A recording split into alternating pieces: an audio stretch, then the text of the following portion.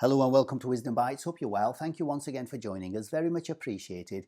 And in today's video, I'm going to look at the $64 million question, and that is, what is the price prediction we could possibly get to before the halving in May 2024? And that's this pink line over here. So what we're going to have a look at is the possible price before we get to the halving over here for the next 13-14 months. In the absence of not knowing the future, there are a few ways we can work out, based on the historical context, of where this price possibly could get to. I'll also have a look at the 60-day cycle to show exactly where we are and where we could possibly go to in the next few weeks. So if that sounds interesting, then without further ado, get yourself a cup of tea, sit yourself down, eyes on the screen, and let's get cracking.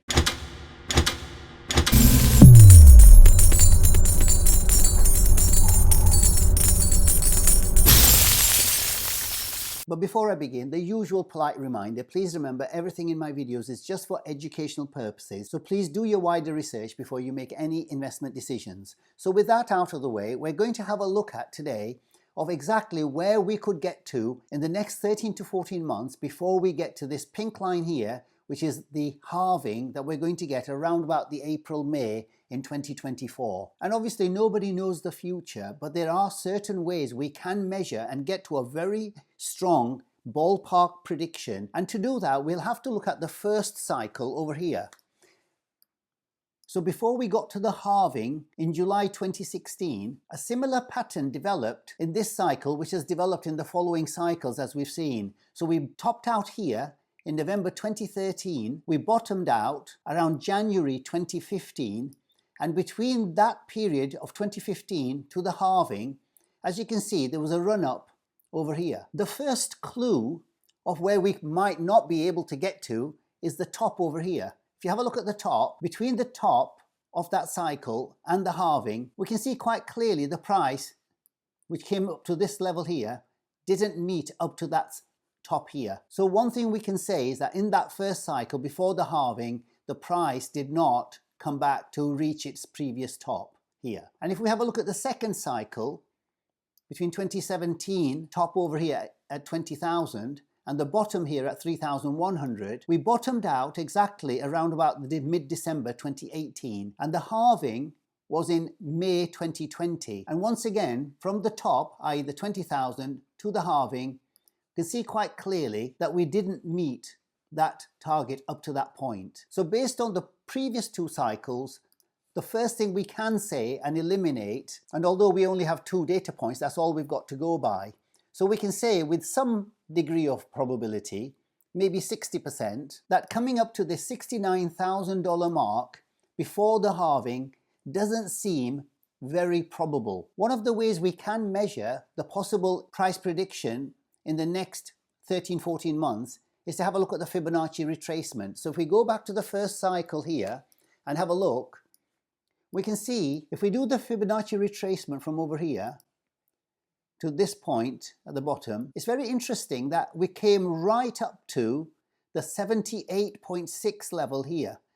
And that was just before the halving. Let me give you the settings on the Fibonacci retracement, because some people think that they've got a different setting. So let me tell you what my settings are so you can actually have a look at your own settings and bring them in line. So if you have a look at the settings, the difference tends to be with this little box being ticked or unticked. Mine is ticked here, which basically says that my Fibonacci is set to the fib levels based on the log scale. And if yours is not based on the log scale, then you'll find that this level here is probably at the 61.8 level. It just brings it up to there. So keep this in mind.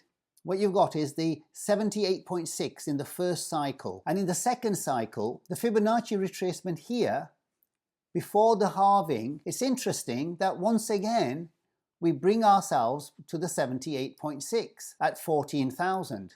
So for 2 cycles, we've come up to the 78.6 as the highest point reached before the next halving. So if we use the Fibonacci retracement currently, based on the 2 data points, that's all we've got, then from the 69,000 down to the 15,400, at the 78.6, that would give us exactly $50,000 mark here before the next halving in May 2024. So this is the level we're really looking at based on the Fibonacci retracement level. But there is another way of measuring this. As we know, the current cycle over here seems to be playing out very similarly to the first cycle over here in terms of the pattern. And that is, we can see that when we bottomed out, these are the two double bottoms, but we came to a neckline over here, a very strong defined neckline there. And in a way, although this is not an inverse head and shoulders, because the left shoulder is longer than the head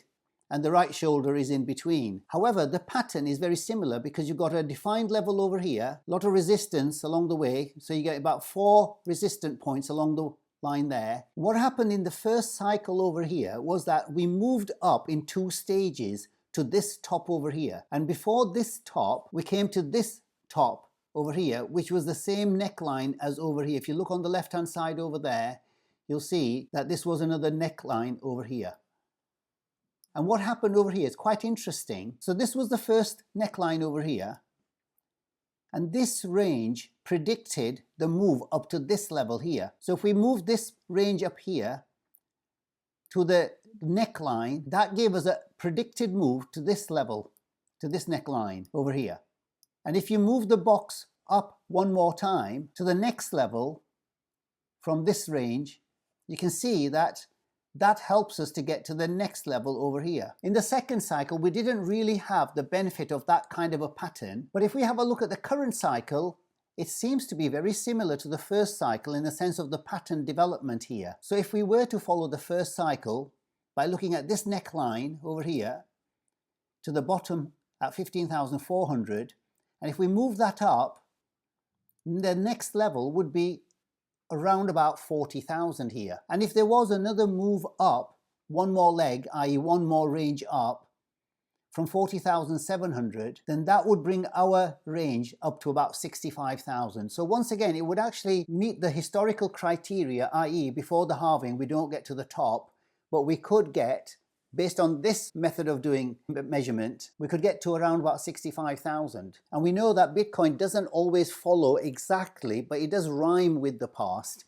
So it may well be we get to 40,000 or a possible 65,000. So basically the way we've looked at it is, if you just looked at this range here, that would bring it up to 40,000. If you look at the 78.6 Fibonacci retracement based on the previous 2 cycles, then that would bring it up to 50,000. And if we were to actually make this range twice over like we did in the first cycle, which it seems to be rhyming with mostly for this year and last year, then that would bring the price up to around about the 65,000. So that gives us a good clue that maybe 40, 50 or 65,000 is a real possibility over here. And I've seen many YouTubers giving predictions of 80, 90 and 100,000 before even the end of 2023. And of course, any of the predictions can be right. However, just based on what we've just seen here, it doesn't seem with a high degree of probability that we'll get above the 69,000 here. So really, we should just keep these 3 prices in mind, the 40,000 based on the range between the bottom here at 15.4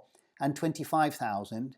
If that was to repeat higher here, then we'll get to 40,000. The 78.6 is the 50,000 based on the historical Fibonacci retracements in the previous 2 cycles. And if this range was to repeat twice over like the first cycle itself, then we would get to 65,000. Okay, a quick look at the 60-day cycle. We're currently on day 45 of the 60-day cycle, which ends hypothetically here on the 28th of February. It now looks with a very high degree of probability that we topped out here at 24,200, and that was on day 34. So we seem to be in this 60-day cycle low coming up here. So it depends on where we're going to bottom out over here. Now if you look at this white trend line that you can see, when we zoom out,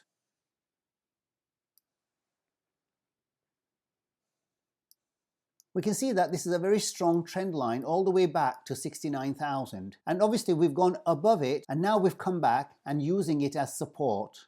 And the question is, will it hold? Only time will tell, but certainly many times you'll see these trend lines, when we break above them like this, we have a habit, and I mentioned this in 2 or 3 videos back, that we have a habit of coming back, using it as support before we go back and break the previous high over here. So this looks like what may be happening here. We've gone above it, come back, using it as support to go back up in the next cycle to the next high. Another possibility is a slow bleed down to this very strong level over here at 21.5. Another possibility is that we could come to the bottom of this range here, and that's at around about 20.5. That would make sense because it would take a little bit of time to get to the bottom of this range at the end of the cycle here in the next few weeks. For me, this looks quite bullish as a setup for the next run up to much higher levels. And the reason for that is that we had a massive rise from this level here in a very short period of time. Now, all these people who bought all the way down here are all in profits over here, and they have a very good opportunity to take profits here. And obviously, some have taken profits and hence the slight decline over here. But the fact that the majority seem to be holding on to their gains tells us that there is another leg up here, as well as potential bears who would have shorted this big massive move over here. If they came into bigger numbers over here, then that would have come down very quickly and to much lower levels. But this obviously hasn't materialized. So what we've got is people buying up very, very quickly, as you can see over here. Despite the big move in a short space of time, the turnaround to the downside, the correction, seems to be quite muted. It's not very strong. So while we have a slow bleed down to the 60-day low over here, this neckline seems to be the one that is most probably going to hold at around about 20,500. And that should take us to above the $25,000 mark, which is where we were expecting this to get to, but this didn't materialize over here. But I would suggest that the next level it would get to in the next run up, and only time will tell. Okay, so we'll leave it there for today. I hope you found value in the video. If you did, then please do remember to like and to subscribe and to turn on the notification bell. If you've got any comments, questions or suggestions, leave them in the comments below. Until the next time, take care, stay safe, and I'll see you in the next video. Bye for now.